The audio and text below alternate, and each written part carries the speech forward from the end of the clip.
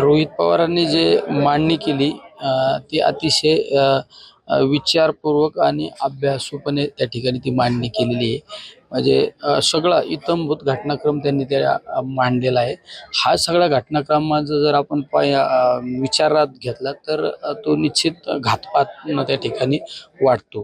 कारण ती मांडणी अतिशय व्यवस्थितपणे केलेली आहे. साहजिक आहे, एखादा माणूस स्पष्ट वक्ता असल्यानंतर बऱ्याच वेळा त्याला समाजातील काही दुर्जनांकडून त्रास होत असतो. त्यामुळं अशा वेळेस अशा नेतृत्वाला संरक्षण दिलं पाहिजे. शेवट कुठला पण वरिष्ठ पातळीवरला निर्णय जर घ्यायचा असेल तर ते पवार साहेबांना विचारात घेतल्याशिवाय तो निर्णय होणार नाही.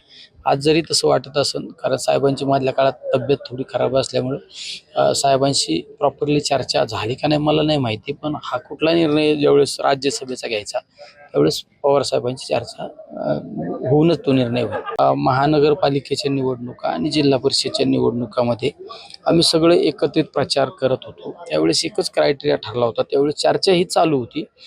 ज्या एखादा उमेदवार एखाद्या गटामध्ये त्याला उमेदवारी देण्याचा निर्णय झाला, एखाद्या प्रभागामध्ये एखाद्या उमेदवाराला उमेदवारी देण्याचा निर्णय झाला, तो फक्त त्याला चॉईस ठेवलं होतं, तुला या प्रभागामध्ये तुतारी वाजवणाऱ्या माणसाचं चिन्ह पाहिजे का घड्याळ चिन्ह पाहिजे.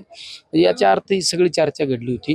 आम्ही सुद्धा पिंपरी चिंचवड पुण्याच्या निवडणुकामध्ये दादा असो आम्ही सगळे एकत्र प्रचार त्या ठिकाणी करत होतो. ही सगळी चर्चा झालेली होती.